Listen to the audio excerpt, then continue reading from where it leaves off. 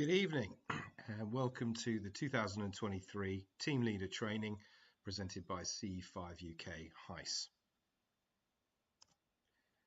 Over the course of the next 3 weeks, we are going to bombard you with information, and the purpose of this training course is to try and lay the foundations that you can take this information and then go and build something that's unique for the group of people that you've assembled on this time. So over the course of this particular session, we're going to cover an awful lot of ground today, including all the things that you're seeing on screen at the moment. And this really is, as I've said, to try and lay a foundation for you to then go and take this and then build something that's right for you, right for your team, that resonates with all of you. We're going to cover a lot of areas here, some of which we're going to cover in a lot more detail next week when we go into meditation, expanded consciousness techniques, the different types of protocols that exist, and things that you can do in addition to support you. So starting off, what is CE5? Well, CE5, the term exists as part of the J. Allen Hynek Close Encounter Scale, often abbreviated as the Hynek Scale. And it's a system for categorizing close encounters with unidentified flying objects, UFOs, commonly known now as UAPs, into various levels of significance. So the scale was developed by J. Allen Hynek. It was further, I think, expanded by Jacques Vallée, and it was really conceptualized in the 1970s. Now, if we go into depth about what each one of these is on the scale, as you can see here, it starts off with CE1, which is an observation within 150 meters without any physical evidence. CE2, which is an observation of a UFO with some physical effect present, such as burn marks, soil or plant disturbances, or interference with electronic devices. That's very important. We'll come on to that one later on, and we'll cover that in some detail in weeks 2 and 3 as well. CE3, which is an observation of a UFO with visible occupants, whether humanoid or not. CE4, which is an abduction by aliens or a UFO-related experience involving conscious recall. And obviously CE5, which is very much the buzzword of the day, which is a human-initiated contact with an extraterrestrial or potentially even multi-dimensional intelligence. Now, I'm happy to put into the public domain that I, James Rose, have had personal experience of CE1, CE2, CE4 and CE5. I can say with some degree of sincerity that the only one I have not experienced so far is CE3. I've never seen visible occupants inside a craft. Well, actually, potentially, but I mean, I'll cover that different experiences that I've had some other time.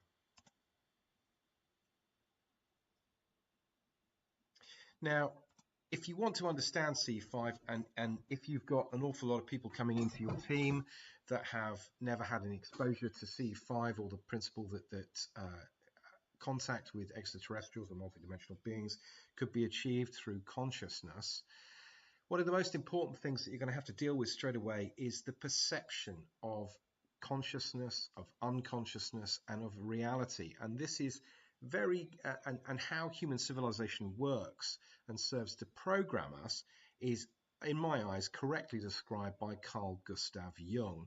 Jung was, in my humble opinion, a bit of a genius.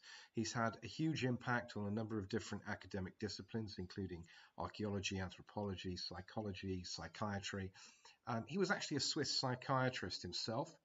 Born in 1875, he died in 1961, and the main principle behind Jung's most famous piece of work, which is his theory of the collective unconscious, basically describes how human civilization repeatedly programs itself with a perception of reality that come in from different sources. Now, this is very important that you understand this and you make the effort to try and start to perceive this happening in real time in the world around you, because it demonstrates and proves how we program ourselves with incorrect perceptions. Now, obviously, the most famous example of this is the fact that for the past 75 years, we've been encouraging each other to laugh at not only the idea that there were, quotes, little green men in outer space flying around in flying saucers, but that anybody that took an interest in this should be laughed at as well. So that was an example of how the collective unconscious was working to try and program the popular common conception of men and women about these things. So it's very important that you understand how this works, and that when you're assembling your team and you're putting together a group of hopefully like-minded, lovely people who are going to go out and have amazing experiences, what you're going to start seeing is that you're going to start ultimately realizing that a lot of the things that you're hearing from different people, especially those who've had experiences, are the same things, but a lot of people use different names. So the first point to bear in mind with this training is do not get hung up on names. People will use different terms based on what resonates for them, the type of language and how they frame their view of the world. Don't get too hung up on names. Just because someone might choose to refer to spirits might well be exactly the same as the person referring to multidimensional or interdimensional entities.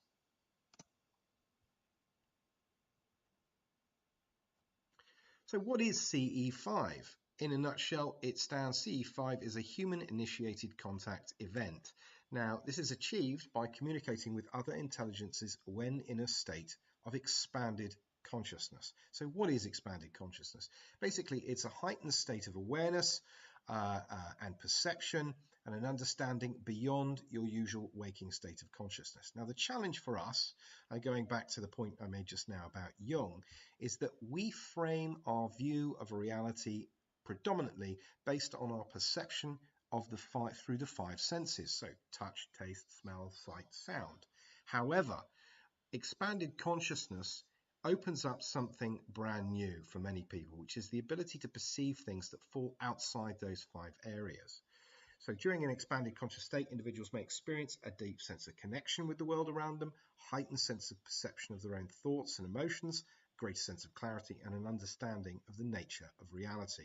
So this state can also lead to feelings of transcendence, unity, and a sense of oneness with the universe. So achieving this expanded state of consciousness is done within CE5 and within Dr. Greer's D5 through something called the CE5 protocol. Now, that is effectively a type of guided meditation. I refer you back to the point I made just now, which is don't get too hung up on names. That is just one mechanism for achieving an expanded state of consciousness, but there are many others. So we're going to cover that expanded consciousness technique in greater detail next week. As I said earlier on, don't get too hung up on names. The problem that we've got is that in the certainly in the UK, I mean it's probably the same in many other countries, some of these names that you'll see in here carry an extraordinary amount of baggage, which is a direct result of the programming we will receive as a result of the collective unconscious.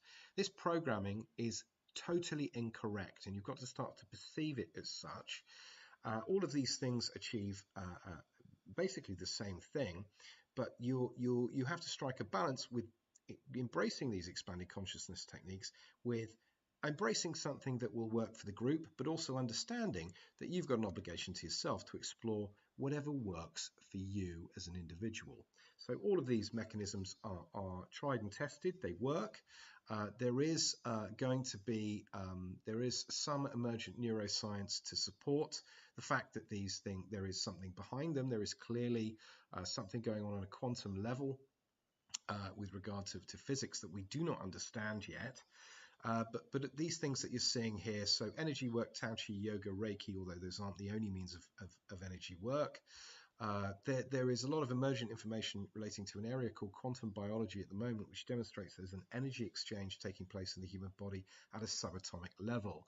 Now, I very much suspect that this is going to provide the basis of the first amount of scientific evidence which could well go some way towards providing a basis within quantum mechanics for Tao-Chi, yoga, Reiki, and others. Meditation obviously is a word that carries an extraordinary amount of baggage in this country and other countries.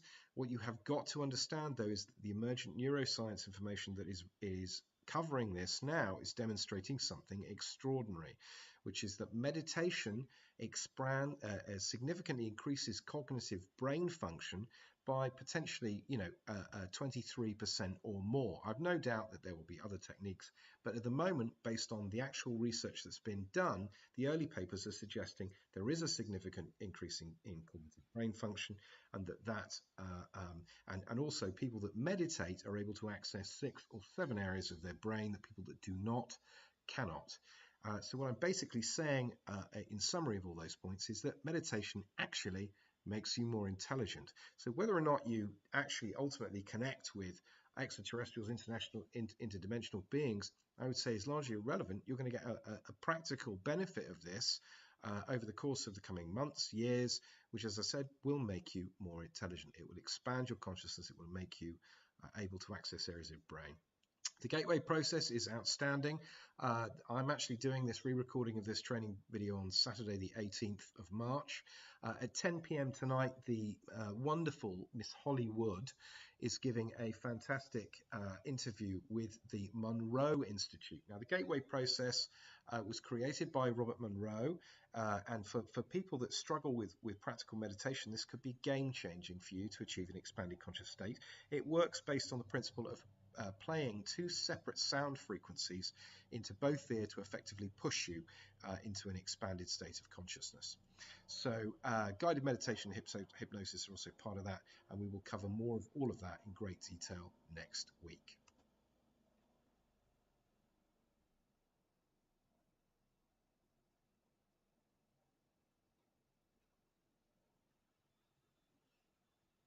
So what is the potential explanation for CE5? How is there any basis in science for the principle, but by going through what is effectively the CE5 protocol, a guided meditation, that we are able to connect with otherworldly intelligences? Well, it's really very simple, actually, and it's this. Every time you have a thought, an electrical impulse goes down a neural pathway in your brain. Now, that electrical impulse is basically its energy transference. And although chemistry and biology will have something to say about that, that is actually going to be governed by and explained via physics. So physics needs to understand consciousness more than it ever has. And I think if you corner some heads of department at physics faculties at British universities and with the statement, do you agree that physics needs to understand consciousness? Everybody will agree with that statement, but the problem that they face is quite profound, because they struggle to conceptualize the type of experiments required to accurately measure this and then produce tangible, verifiable, peer-reviewable data. However, in time, you would hope that this changes and that they can come up with experiments that can measure it. So how on earth is it still possible that a thought going down your brain could have an impact and be heard or perceived by otherworldly intelligences? Well, one potential explanation is this. Albert Einstein in 1935 came up with something called quantum entanglement theory, or spooky action at a distance. He actually got so concerned about it that he refused to do any experiments or research it any further, because he found from a philosophical level, he simply couldn't explain it on any level. So what exactly is quantum entanglement theory? And it's this. It's the principle that two particles can be linked by a potentially huge difference. You're talking about potentially light years, but there is clearly a link, and that is a proven fact under physics. So if one of those particles happens to be an electron going down a neural pathway in your brain, it's potentially connected somewhere else. Now, as that's been proven, you would have to say that if the particle in your mind is connected to another particle, then that is a potential explanation for something which is again derided under the Jung's collective unconscious theory as garbage, but telepathy. So if you take that one step further, that then if all particles are linked to all other particles, this would then form the basis of an explanation behind a giant universal consciousness, and the fact that all sentient intelligences are linked on a consciousness level, and that is the basic theory behind CE5.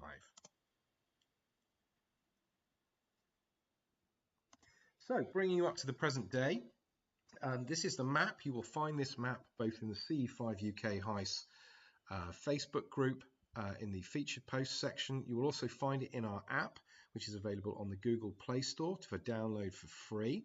And there's a comprehensive map of all the, well, some of them are previous groups, some of them are still operating, CE5, active CE5 groups across the UK. Now, in some parts of the country, some of these teams will need to be kick-started because there was a huge interest, certainly over the COVID lockdown period. Then, as we came out of that period and where everybody went back to work, so interest didn't drop off. It's just people had other responsibilities and obligations that they had to adhere to, and then so people weren't able to commit in the same way that they were before. But on this map is a hot link to all the major UK groups over there. So we've got a very big group in Scotland, very big, a wonderful new group forming in Northern Ireland. There are groups all across the UK. The green dot down in London is actually the CE5 UK H.I.C.E. Now, the biggest challenge, the reason we're running this training program over the course of this 3-week period, is the fact we've probably got somewhere in the region of about 35,000 people actively interested in CE5 in the UK. But we do not have enough team leaders that have the confidence or the wherewithal to sort of grab things in one part of the country by the scruff of the neck and go, okay, let's take this out. And wonderful example of how this works, and she's a fantastic role model for the community, is Holly Wood. Holly is now doing amazing, wonderful things on social media to try and unite the consciousness contact community with the traditional ufologists.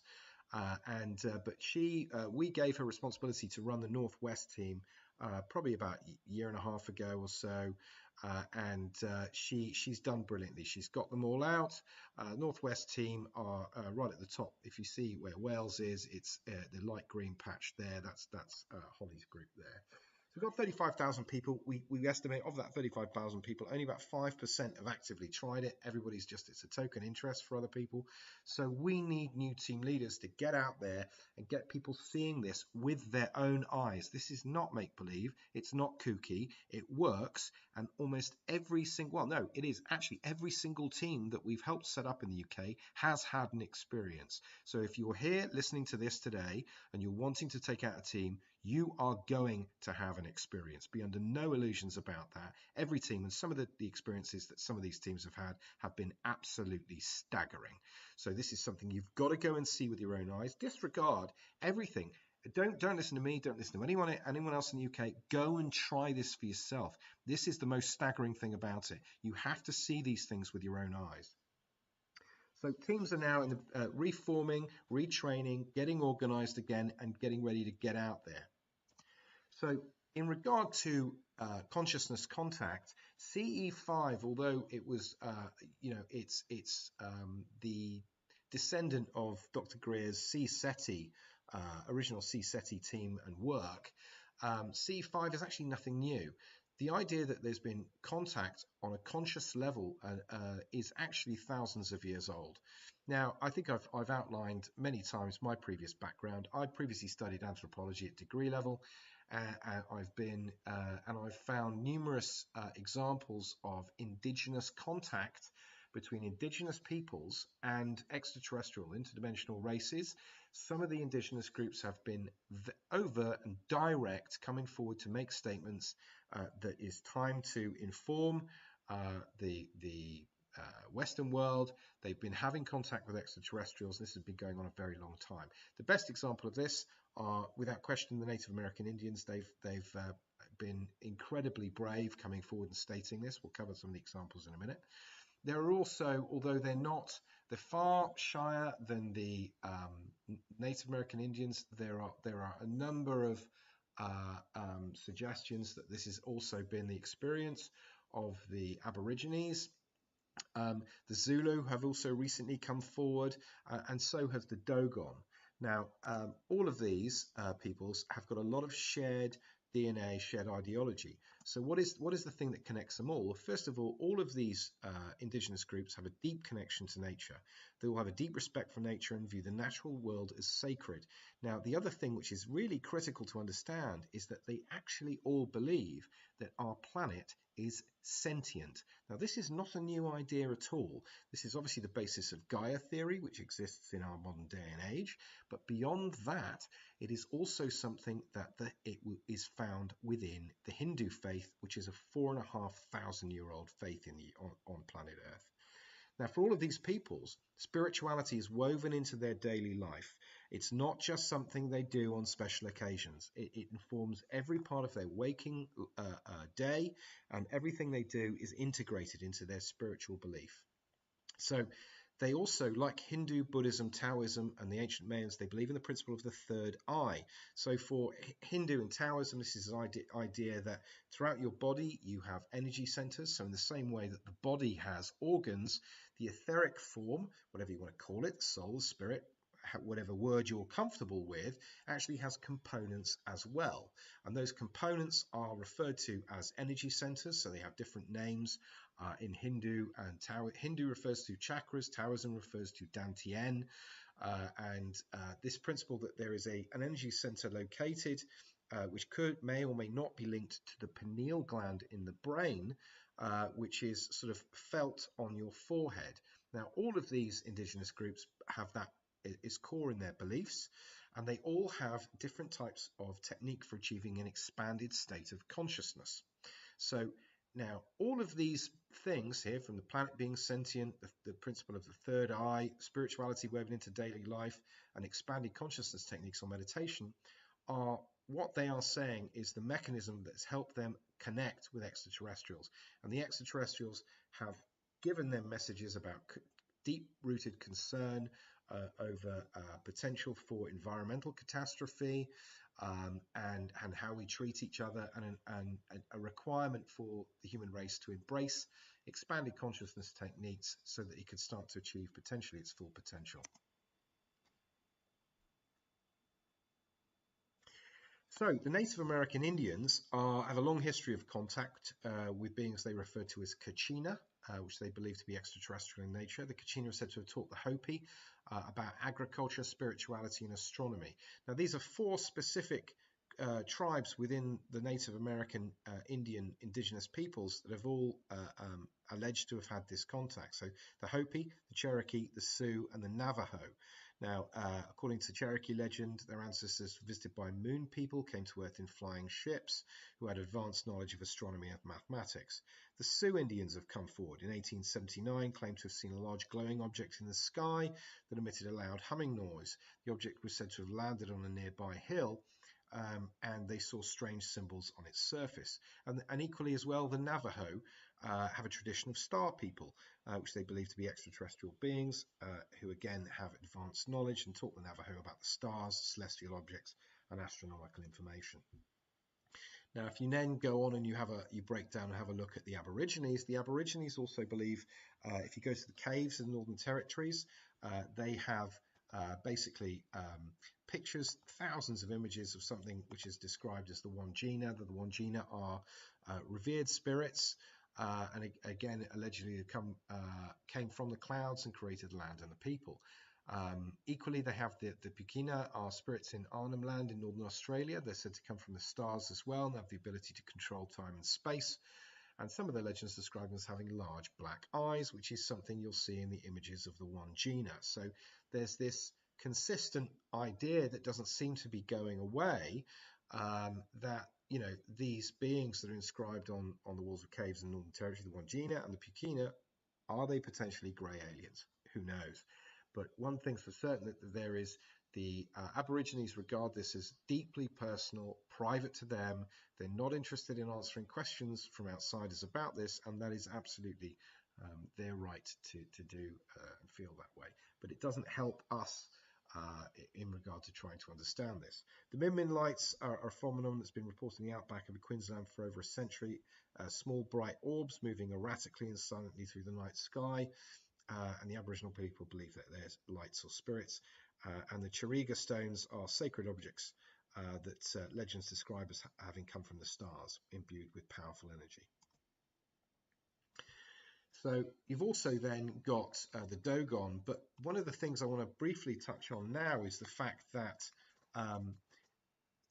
it's not just the ancient indigenous peoples that are claiming contact. I want to show you now an example of my understanding. I think this is a Christian minister in the United States, and this individual has achieved contact. So I'm going to show you an example of this now. This really does sum up CE5 very, Little very killing is tied to a Las Vegas strip club. He's the Las Vegas man who claims he can summon UFOs on command. Pretty wild. So we sent Action News reporter Mike Delastrito to get the real story. But what he found shocked everyone and could leave you wondering, are UFOs real? Breaking news, solving problems. This is Channel 13 Action News, live at 11. Well, let's take another trip back into the realm of paranormal tonight. Last night we had ghost hunters, now UFOs. That's right, and there is a Las Vegas guy making an extraordinary claim about extraterrestrials. So we sent Action News reporter Mike Delastrito to check it out. Mike? All right, guys, just listen up here. This guy says the Old Testament, written in Hebrew, taught him how to summon UFOs. All right, he says he can also do this on command, and he adds he's been doing it for 25 years, keeping all of it secret until now. These beings are here. They are here. They're just sitting right up there. We met up with Prophet Yahweh, seer of Yahweh, at Doolittle Park off Lake Mead. We picked the day, we picked the time, and we picked the location. Everyone's going to think you're absolutely nuts. Well, I thought I was absolutely nuts. Until he says he saw UFOs. Over the years, 1,500 of them. Can we make it 1,501 today? What do you think? I'll try it. He says the voice in his head told him to go public now. So we took him up on his offer, and we scanned the skies. Nothing but a few clouds.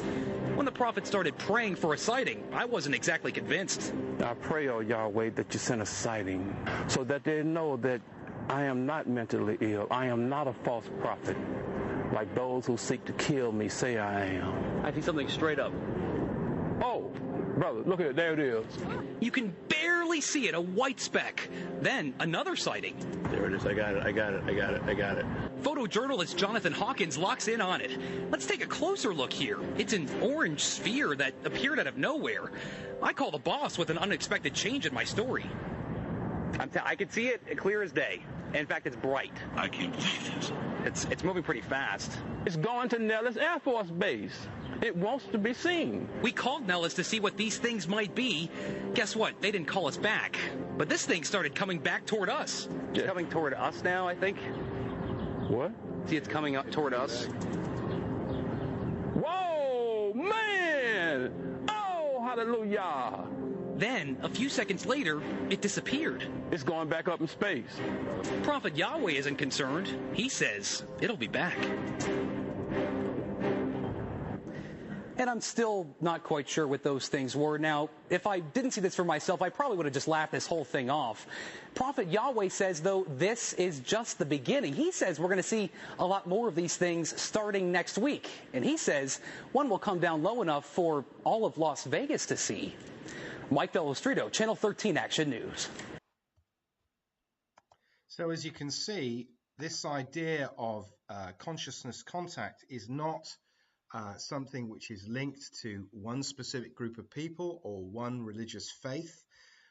It is basically, it's on an individual basis. So there is numerous evidence to demonstrate that those individuals that are capable of genuinely achieving an expanded state of consciousness can achieve contact.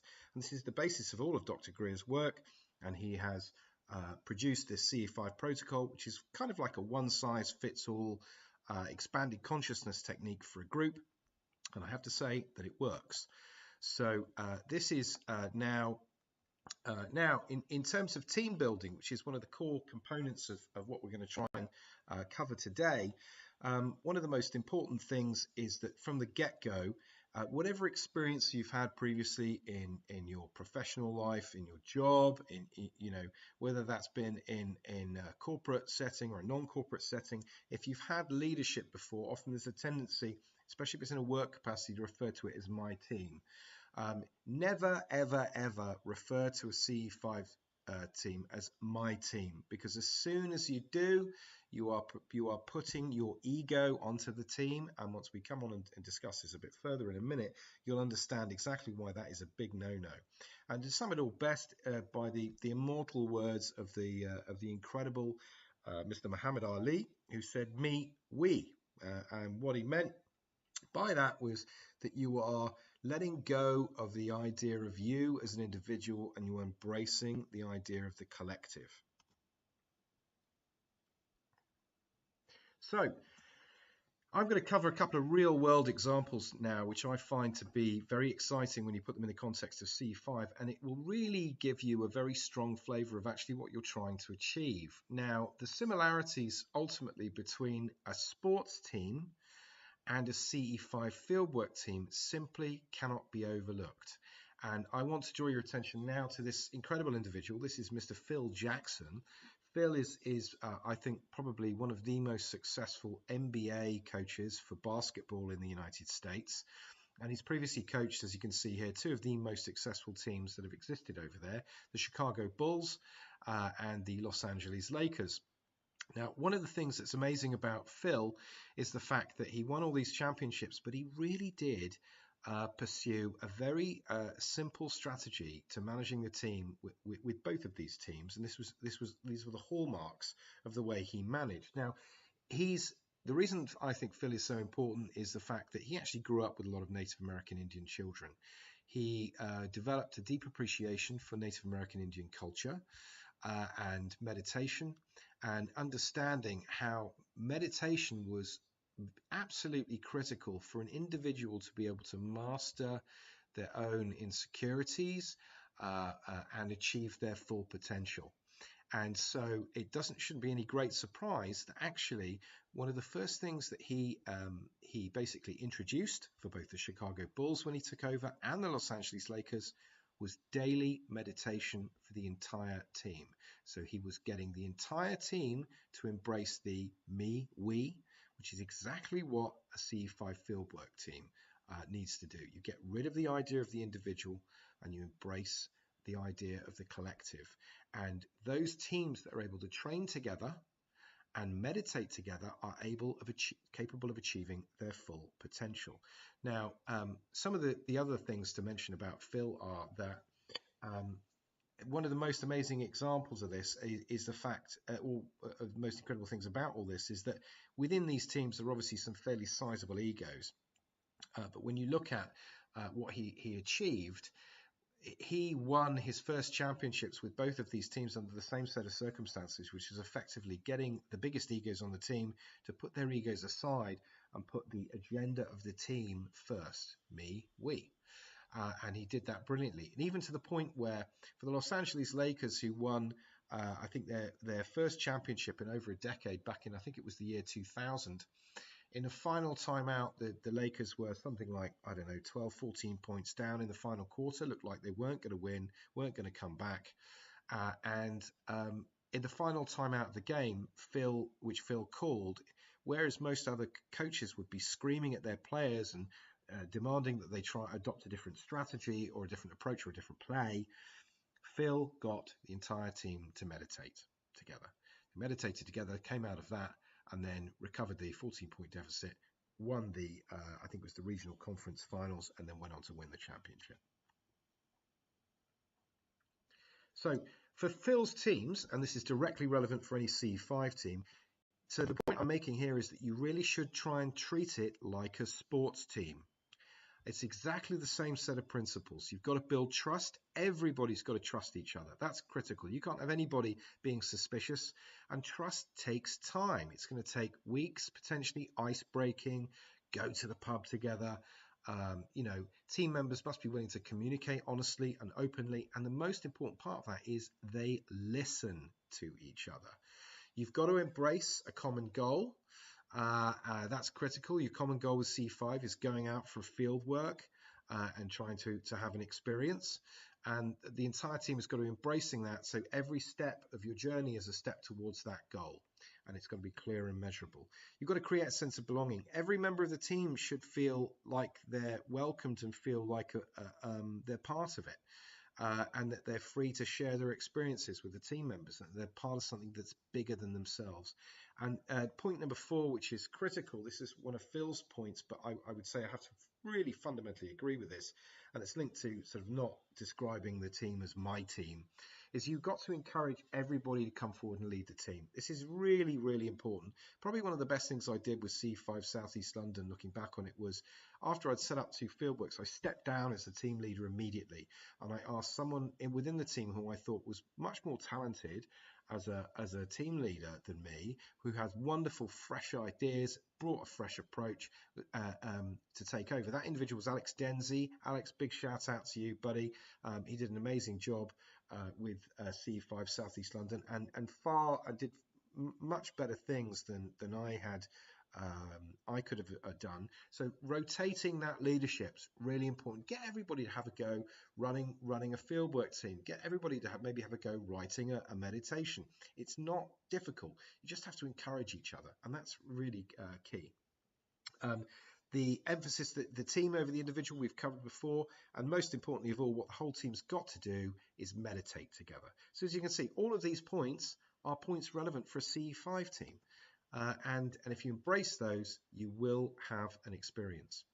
Similarly, what you're seeing now is one of the biggest, most successful teams at the moment is the Golden State Warriors in the States. This is managed by a former team member of Phil's. Steve Kerr was a part of the Chicago Bulls team that won in 1996, 97, and 98. And he's taken the same things over that Phil. So the team meditate together. So as you can see, there is a direct potential link between putting yourself in an expanded consciousness technique and achieving your full potential. This is quite staggering, but the consistency of the evidence to support this is overwhelming. What Steve did as well, and this is another point I fundamentally encourage you to embrace, is to have fun. This is absolutely critical. There's no point doing anything in life unless you're sort of, I'm all or nothing kind of person. I won't do anything if I don't feel passionate about it. But you've got to have fun. A team that can laugh together and laugh at each other and just have a laugh, there's banter going on, is going to end up being successful, because again, it breaks down ego, it gets people to relax, and that you'll look forward to it. If you're looking forward to seeing the team because have a little laugh with them, it really does encourage some wonderful team dynamics. Steve has currently won 4 championships so far. And then, so that's not the NBA in the States isn't the only example of this. The All Blacks rugby team, one of the most successful teams in the history of the game, rugby union, meditate together. Leicester City Football Club won the 2016 winning season and were meditating together. And equally, the team that won the Super Bowl in the United States in 2014, the Seattle Seahawks, same thing. They were practicing mindfulness and meditation since 2011. Meditating together as a team makes you hit your full potential. That's it. So, if you're going to take a fun and disciplined approach together, you have to train together. You have to treat it like a sports team. You don't get a group of people, pull them together, and they don't automatically go out and win the FA Cup. And the same way, you don't just get, yes, there are examples of people basically having experiences by themselves, but you've got to be prepared to train together. You've got to be prepared to be disciplined. You've got to be prepared to put the work in. And if you do, you will get rewarded. It's very important as well that you and the team visualize the destination and visualize a sense of excitement, joy, and gratitude that you'll feel when you have your experience, when you see the UAPs or the orbs, or whatever the nature of the experience you have together. But at the same time, when you visualize it, you've got to enjoy the journey. That's arguably more important part. That's having a laugh with the team, making new friends, and don't obsess over the destination. Just, it's a goal, but it's not going to override the fact that you're there to enjoy the company of a group of other people with the shared set of ideals. As I said, don't get too hung up on naming conventions. You might have someone coming in who's of a Hindu faith or a Buddhist background, who have a way of framing things from within those faiths. Don't worry too much about that. At the end of the day, you'll probably end up finding that you're all talking about exactly the same thing anyway. So don't get too hung up on naming conventions. Everyone needs an opportunity to take the lead. That's really important. And a couple of the points to make here are demonstrate compassion and empathy to other team members. You've got to take care of each other. You've really got to be there for each other. That's critical. And whilst the disclosure movement is something that interests all of us for obvious reasons, it is dependent on information from organizations that have been lying to people for 70 years.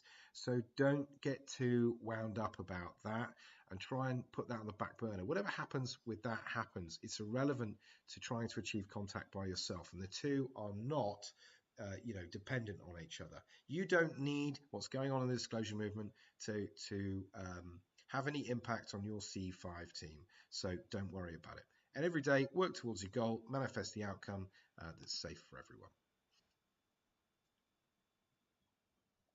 So, recceing sites and dates for events. This is a very important topic. Nobody in the UK on any CE5 team has ever been accused of trespassing. Now, it's probably worth just quickly going through what are the UK laws relating to this, making sure you guys understand them so that you don't violate them. So trespassing is not a criminal offence in the UK unless it involves damage to property or theft. However, landowners have got the right to take civil action against trespassers to remove them from their property, and that includes calling the police and getting the police to come and arrest you because they're drawing attention to the crime's been committed. So it is still possible.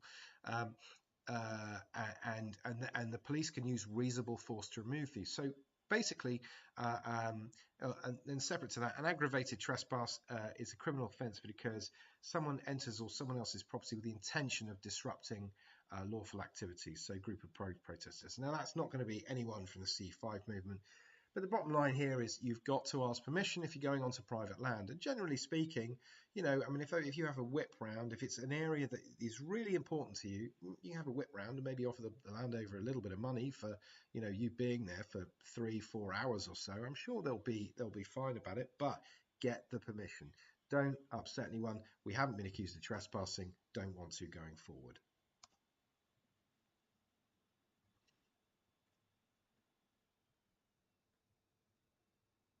So, sites in England. Now, there are a number of sites in the UK and in Scotland and in Wales and in Northern Ireland that have recorded magnetic or EMF anomalies. In the UK, you can see on screen now a list of those. These are some of the more famous ones. Stonehenge and Avebury, obviously, in Wiltshire. Warminster in Wiltshire has got a quite significant magnetic anomaly in the area. The Rollright Stones, Oxfordshire, Bury St Edmunds in Suffolk, Devil's Punch Bowl in Surrey, and on Dartmoor. So I'm not going to go into those too much, but if you do your research, there is evidence to suggest that areas that have had natural magnetic or EMF anomalies may well, again, there's no definitive proof on this, but we can't rule anything out at this stage. These areas may well be better to try and have a CE5 at. But again, there's no concrete evidence of this, but at the moment, we can't rule it out just because there's no scientific evidence. Okay, Wales. Here are the 5 locations in Wales: Castelldinas Bran, St Winifred's Well, Linyd Well, the Skirrid Mountains, and Llangefni in Conwy. And again, a lot of these have got a gravitational or a magnetic anomaly that's been recorded somewhere previously. So if you can identify some of these places, these may well make a difference. Equally as well, we've got Scotland coming on screen now. Again, you've got the Cairngorms, the Callanish Standing Scones, Loch Ness, the Roslin Chapel, and Edinburgh Castle. If you try and organise CE5 at Edinburgh Castle, I think you're going to have a few issues there and some potentially fascinated tourists. But again, same thing. You're looking, see if you can find areas that are either potentially on ley lines, maybe, or have a magnetic or EMF anomaly located or alleged to be in the area. And if you do, you might possibly increase the chances. Again, same thing with ley lines. Here's a map of the ley lines in the UK. Again, this is particularly, there seems to be a lot of activity, either sort of CE5 activity or what would be classified as supernatural or paranormal activity at areas on sort of ley line crossings. But equally, no scientific evidence. But just because there isn't any scientific evidence doesn't mean we're going to rule it out, because as we are all aware, our scientific understanding, based on our snapshot of history at the moment, is likely to be extremely primitive. Okay, now there is an area of astrophysics which is now known as gravitational perturbation, which relates to significant effects on planets of other planets or celestial bodies. Now, these effects can have quite profound effect on some planets, including changes in orbit, tidal effects, orbital resonances, and even in some cases ejection from the system. So basically, what it looks like is that under physics, specifically astrophysics, there could potentially be a basis of knowledge that's emerging, which demonstrates a potential link to what we've understood for years, which is astrology. Now, again, this is an emergent area of astrophysics. We can't rule anything out just because someone has a prejudice against it. But this basically suggests that there could be a link between certain planetary alignments and your ability to get quite a profound CE5 contact. Now, I have to go on record now as to say that CE5 Southeast London achieved a CE1, Close Encounter 1 experience on the Ascension night of December the 21st, 2020. And we had an object we believe came within 150 meters of us.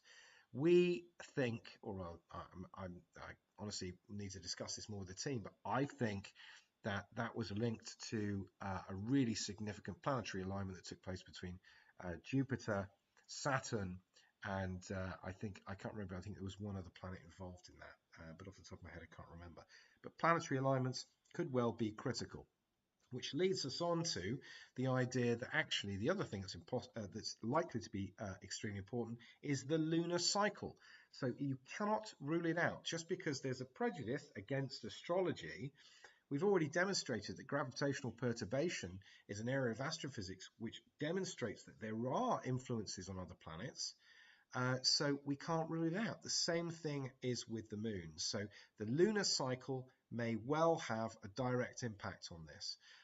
We know for a fact that the moon influences stabilization of the Earth's axial tilt, our tides, and a number of other factors. So why shouldn't it? There is not enough evidence to say there is no evidence at all, and we simply don't know. And I refer you back to the previous point that, frankly, our understanding of advanced theoretical physics, quantum mechanics, astrophysics, based on our present times, is highly likely to be extremely primitive. So we simply cannot rule it out.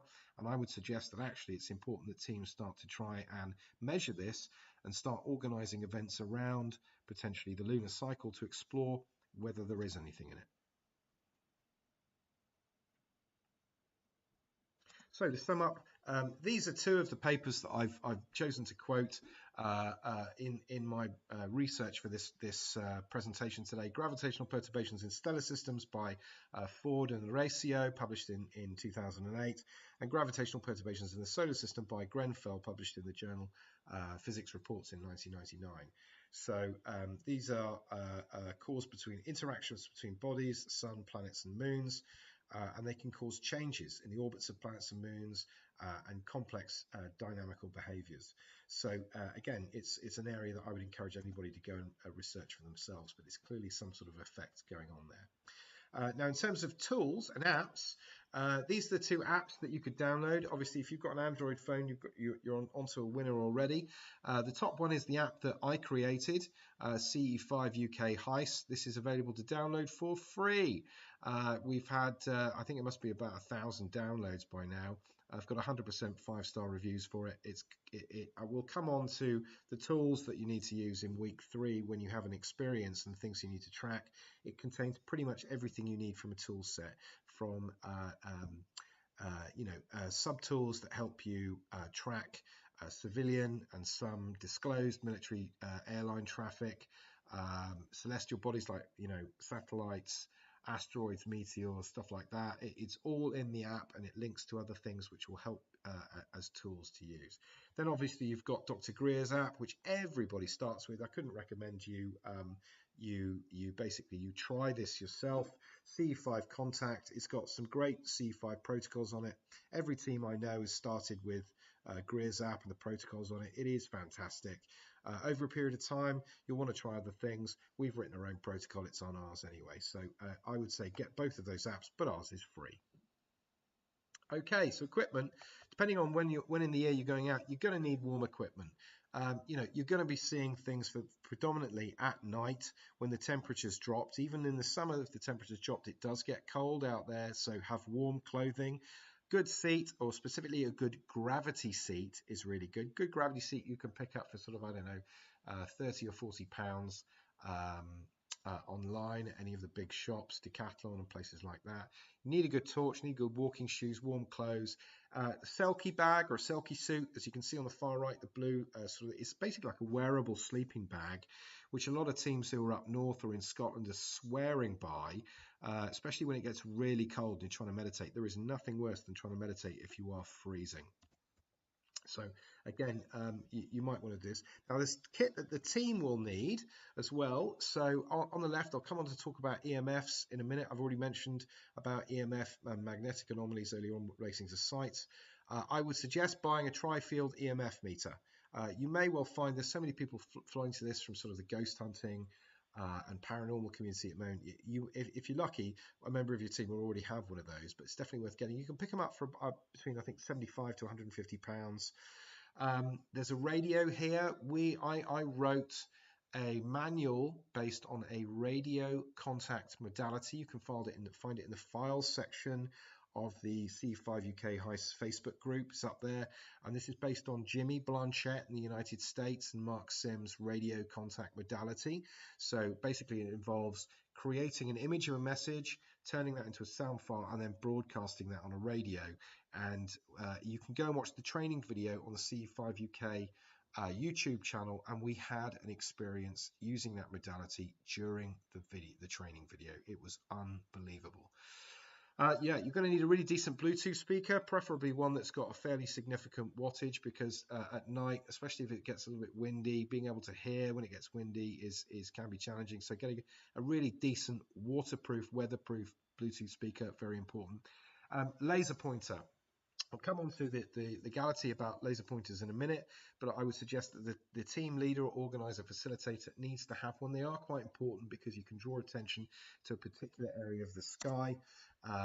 So it's quite important to have one, I would say, but not too many. Now, a word on lasers.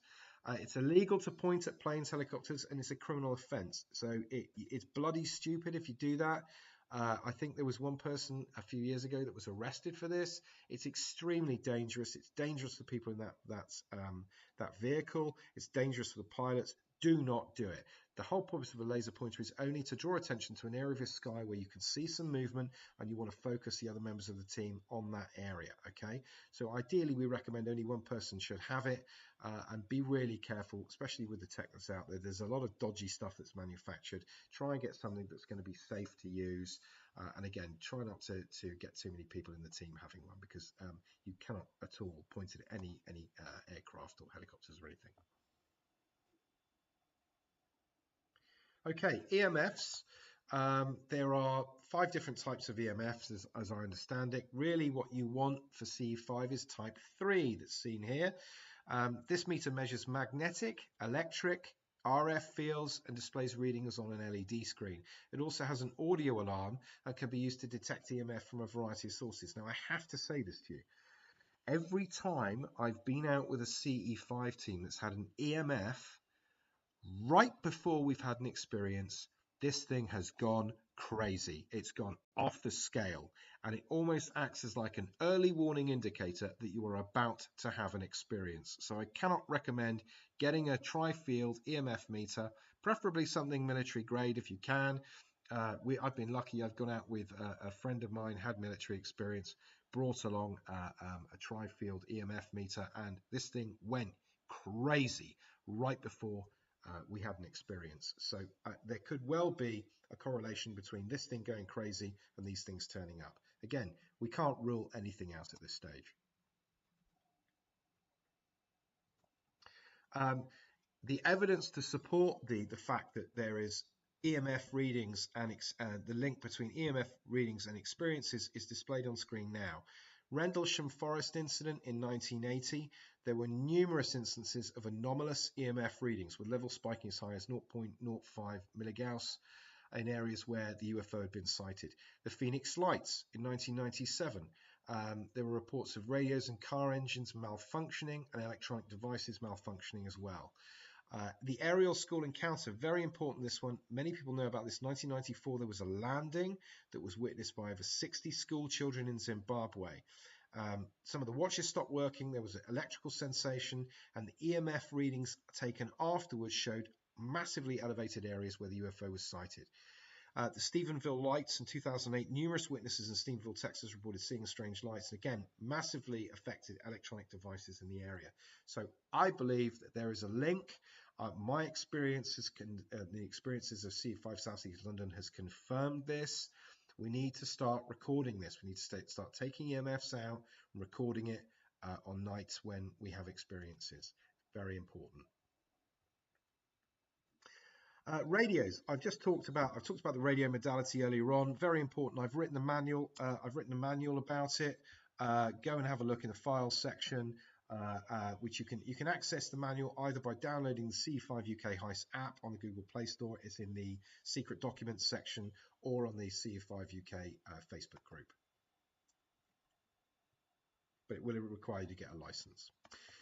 CTS is a really important part of CE5, and CTS is a technique used in CE5 protocols which are intended to initiate contact with extraterrestrials.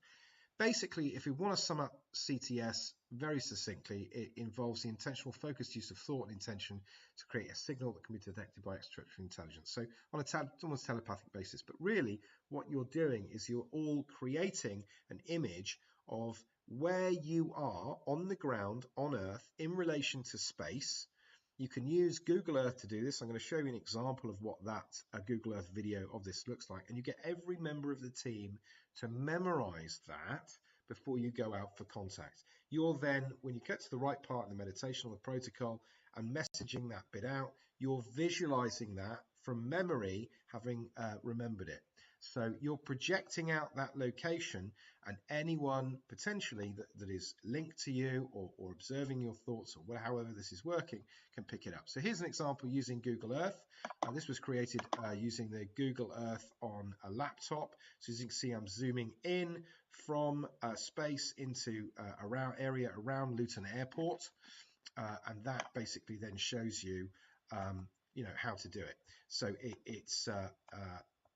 that is the best way to do it, is to use Google Earth. You can do it on your phone using the Android app or the iOS app, I think it is, and that is really important. You share that on WhatsApp for everybody to see. So team goals and individual goals. Everybody, you've got two responsibilities for the whole team when you go into this. You've got the team embracing the journey for the team, and then you've got the journey for the individual. Okay, so what I would encourage you to do is, although CE5 protocol is a one-size-fits-all guided meditation, don't just try and use that alone. Get out there and explore expanded consciousness techniques for yourself. You've got, as an individual, you've got to find what works for you. And what works for you might very well not work for every single member of the team. What you're trying to do is learn how to achieve an expanded state of consciousness, and you have to go through a trial and error process.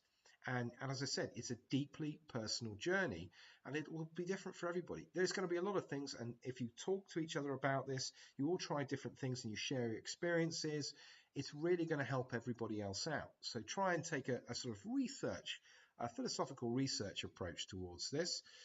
Your individual goal is to find out what works for you. The team goal is to use the CE5 protocol initially, and then try other things. Try creating things for yourself. Try our protocol, but try different things.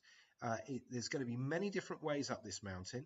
CE5 protocol is just one, but absolutely go out and explore other techniques. And we'll cover that next week. So there is going to be a free online course. Next week, we're going to be covering meditation, some of the neuroscience behind it. We're going to be looking at different protocols, different expanded consciousness techniques, what they mean, fieldwork, etiquette, taking on new team members, A big shout out at the moment, 2 things going on tonight. Hollywood, I've already mentioned the gateway process. We'll cover that on Monday. But that's already been discussed. So that's the idea that you can play an alternating sound frequency into each air and push yourself into an expanded conscious state. Holly's going to be talking to the Monroe Institute on Twitter tonight. Go and follow Hollywood on her Twitter space, and she's going to be broadcasting about 10 o'clock tonight, talking to the Monroe Institute, a quite an incredible organization that are exploring expanded consciousness through the application of sound rather than meditation. So for a lot of people, especially people that are coming to this from nuts and bolts ufology, that technique may very well work for you, whereas some people will struggle with meditation. So it's a real mixed bag, but it's a very powerful, the gateway process and hemisync. But the Monroe Institute have created a whole load of new training tools and new tools for achieving expanded consciousness. So go and have a watch of Holly's seminar tonight. Then you've got coming up, a great friend of mine, Sifu Kevin Kane, is a massively experienced Tao Chi master, has had a massive number of experiences himself, is going to be providing a free online training course into doing what's called Qigong. Now, Qigong is part, it falls under Tao Chi. Tao Chi, yoga, and Reiki are what I would call energy work. And if you learn how to do energy work, it makes the meditation a lot easier. And it will help you to achieve an expanded consciousness technique in a different way. So it's very important, and I would definitely encourage you. So keep your eye out. He's going to be running a free course for that very soon. So, and obviously, because I'm doing a re-record tonight, I can't do any questions. I had questions at the time, but really looking forward to talking to you more at length about this in this session on Monday. So thank you very, very much for your time, and look forward to seeing you all again very soon. Thank you very much.